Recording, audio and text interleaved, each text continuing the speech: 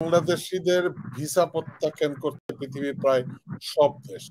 হঠাৎ কেন আমাদের বাংলাদেশি পাসপোর্টের এই দুরবস্থা হচ্ছে? অসংখ্য ধন্যবাদ টিটো ভাই। আমি মনে করি এই বিষয়টা নিয়ে আসলে কথা বলা দরকার। এখনো পর্যন্ত আমি দেখিনি আসলে এভাবে, মানে এই বিষয়টি নিয়ে কেউ কোনো কথা ঠিকভাবে বলেছেন, আমি এখনো আমার নজরে পড়েনি। আমাদেরকে উপলব্ধি করতে হবে যে আমাদের এই বাংলাদেশিদের ভিসা প্রত্যাখ্যানের হার কিন্তু সাম্প্রতিক সময়ে আশঙ্কাজনক হারে কিন্তু বেড়ে গিয়েছে। এবং আপনি জানেন যে ভারত কিন্তু সেই দেশে আমাদের যে ভ্রমণ ভিসা সেটা কিন্তু পুরোপুরি বন্ধ রেখেছে, এবং অন্য ক্যাটাগরির যে ভিসা ভারতের সেটার হারও কিন্তু অনেক কমে গিয়েছে। পাশাপাশি থাইল্যান্ড, মালয়েশিয়া কিংবা ইউরোপ আমেরিকার ভিসাও কিন্তু এই মুহূর্তে সোনার হরিণ হয়ে গিয়েছে। এবং চাকরির সূত্রেও পর্যটক হিসেবে একাধিকবার থাইল্যান্ড সফর করেছেন আমার এমন একজন পরিচিত ব্যক্তি।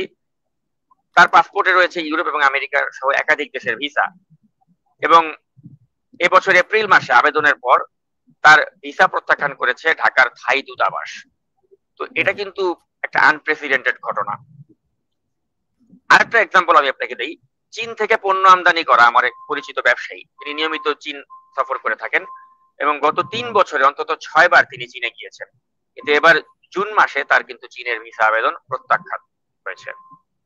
আবার তাজিকিস্তানের মতো একটা দেশ, এটার সাধারণ ভিসাও কিন্তু 3 সপ্তাহ অপেক্ষা করে রিজেক্ট হয়েছে এমন একজন ব্যক্তির তথ্য আমি পেয়েছি।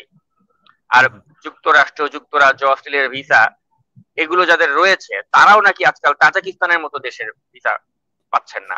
এই অভিযোগটি করেছেন ইউটিউবার এবং ব্লগার নাদির নিব্রাস, যাকে আপনারা অনেকে ইউটিউবে দেখে থাকেন, তিনি কন্টেন্ট বানান। তো নাদির নিব্রাস তিনি জানিয়েছেন যে সম্প্রতি 3টি দেশের তিনি ই ভিসার আবেদন করেছেন এবং সেগুলো প্রত্যাহার করা হয়েছে।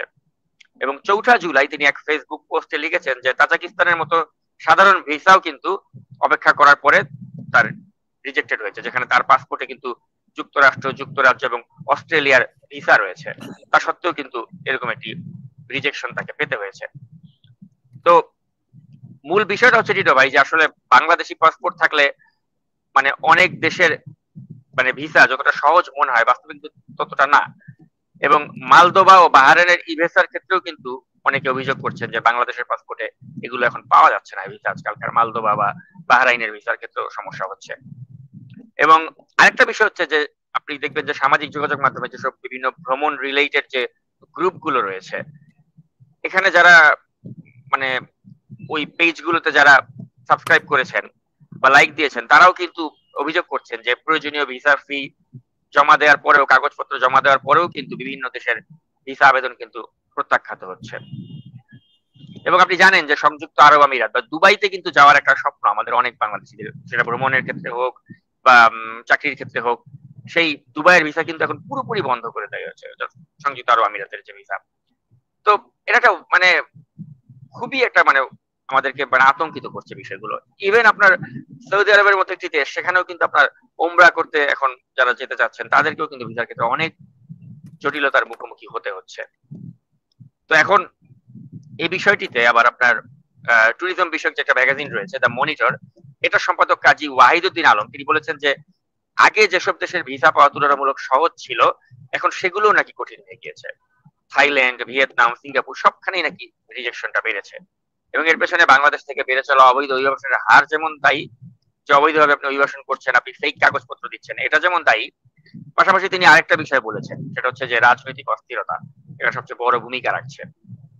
তো এখন আপনি জানেন যে যখন এই ধরনের রাজনৈতিক অস্থিরতার প্রেক্ষিতে পৃথিবীর প্রায় সব দেশ থেকে আপনার ভিসা প্রত্যাখ্যাত হচ্ছে, তখন আপনি এই বিষয়টার সমাধান কিভাবে করতে হবে? আপনাকে কূটনৈতিক ভাবে করতে হবে। তো আমরা কি আমাদের এই সরকারকে কি দেখছি দৃশ্যমান ভাবে যে তারা কূটনৈতিক ভাবে আলাপ আলোচনার মাধ্যমে তারা এই সমস্যার সমাধান করার কোনো ব্যবস্থা নিচ্ছেন?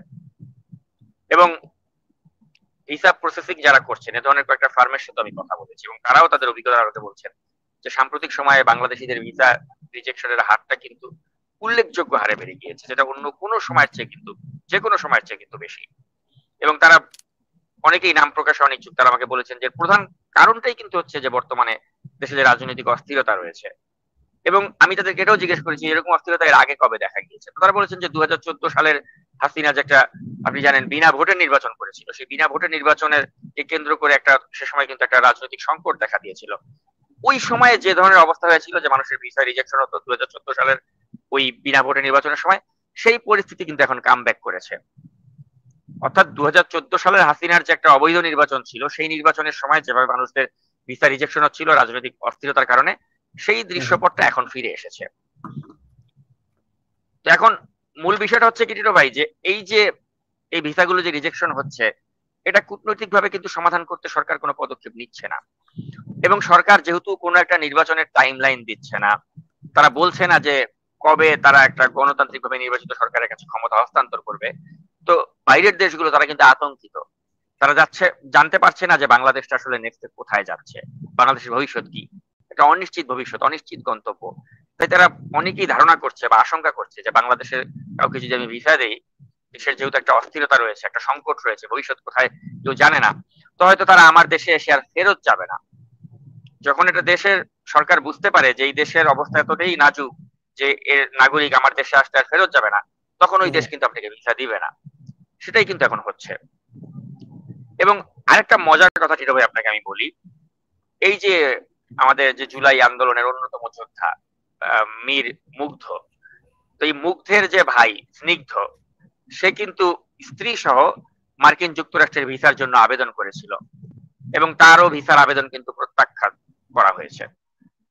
তো আপনি বুঝুন তাহলে ব্যাপারটা, যে মোটামুটি তো মানে মুগ্ধের তো ভাই স্নিগ্ধর একটা নাম ডাক আছে, এবং সে সরকারের পক্ষ থেকেও তো সে যে একটা তহবিল গঠন হয়েছিল সেটারও ইনচার্জ ছিল, জুলাই যোদ্ধাদের জন্য যে ফান্ডিং এর তহবিল, ওটারও সে ইনচার্জ ছিল।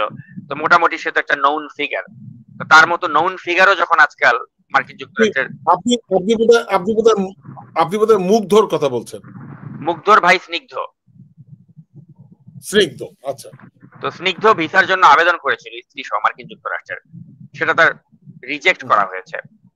তো আমি ওটাই বলার চেষ্টা করছি টিটো ভাই, যে তার মতো একটা নোন ফেস যাকে সবাই চেনে, তারও যখন ভিসা রিজেকশন হয়ে যায় মার্কিন যুক্তরাষ্ট্রের, তো আপনি তাহলে পরিস্থিতিটা আশ করুন যে এখন মার্কিন যুক্তরাষ্ট্রে একটা পরিচিত মানুষ যাকে আপনি গণমাধ্যমে দেখেন, যে রাষ্ট্রীয় দায়িত্ব পালন করেছে, একটা সরকারের যে একটা জুলাই আন্দোলনের জন্য যেটা ফান্ড ছিল সেই তহবিলটার দেখাশোনার দায়িত্ব পেয়েছিল সেই স্নিগ্ধ, তার মতো মানুষকেও কিন্তু মার্কিন যুক্তরাষ্ট্র ভিসা রিজেক্ট করে দিচ্ছে। তাহলে সাধারণ আমজনতা যারা রয়েছে তাদের জন্য বিষয়টা কতটা ভয়াবহ, কতটা আশঙ্কাজনক আপনি চিন্তা করে দেখেন। তো সেজন্য আমি পরিশেষে যেটা বলতে চাই, যে এই সরকারকে উপলব্ধি করতে হবে যে তারা জনগণকে কত বড় একটা জাহান্নামের দিকে ফেলে দিয়েছে। যে আজকাল আমরা বাইরের দেশে ভিসা নিয়ে আমরা বিদেশে চিকিৎসা করতে যাব, ভিসা পাচ্ছি না। জনগণকে আপনি কোন পর্যায়ে নিয়ে গেছেন। এবং আপনি আরেকটা বিষয় আমি বলে রাখি, মার্কিন যুক্তরাষ্ট্রের স্টুডেন্ট ভিসা কিন্তু এখন লিটারালি বন্ধ হয়ে গেছে। আপনি স্টুডেন্ট ভিসার জন্য যারা আবেদন করছে কেউই ভিসা পাচ্ছে না আজকাল। তো এই যে একটা রাজনৈতিক অস্থিরতার কারণে মানুষ যে ভিসা পাচ্ছে না, কোন একটা দেশে যেতে পারছে না, ট্যুরিজম ভিসায় বলেন, স্টুডেন্ট ভিসায় বলেন, অনির্বাচিত সরকার যদি দীর্ঘমেয়াদে ক্ষমতায় বসে থাকে এবং তারা যদি নির্বাচনের শিডিউল ঘোষণা না করে, তখন কিন্তু এরকমই হবে।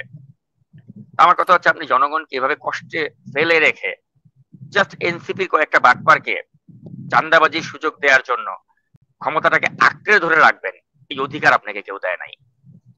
এই বলেছিলাম না যে লাখো শহীদের রক্তে কেনা দেশটা কারো বাপের না, দেশটা হাসিনারও বাপের যেমন না, দেশটা এদেরও কারো না। আজকে দেশটাকে তারা কোন পর্যায়ে নিয়ে গেছে যে আজকে আমার দেশের মানুষ তারা ভিসা পাচ্ছে না। তারা সংযুক্ত আরব আমিরাতের ভিসা পায় না, সৌদি আরবের ভিসা পায় না, বাহরাইনের ভিসা পায় না, মানে যেই দেশগুলোর ভিসা খুব ইজিলি পাওয়া যেত সেই দেশগুলোর ভিসা মানুষ পাচ্ছে না। আর ইউরোপ আমেরিকাটা আমি বাদই দিলাম। তো এভাবে তো চলতে পারে না একটা দেশ। তো আমাদেরকে আসলে এগুলো নিয়ে কথা বলতে হবে নীরব ভাই। এবং আমি মনে করি যে যত দ্রুত তারা একটা নির্বাচনের শিডিউল ঘোষণা করবে তত আমাদের মঙ্গল। আদারওয়াইজ আমি মনে করি যে আমাদের সামনে কিন্তু একটা অত্যন্ত নাজুক পরিস্থিতির সম্মুখীন হতে হবে।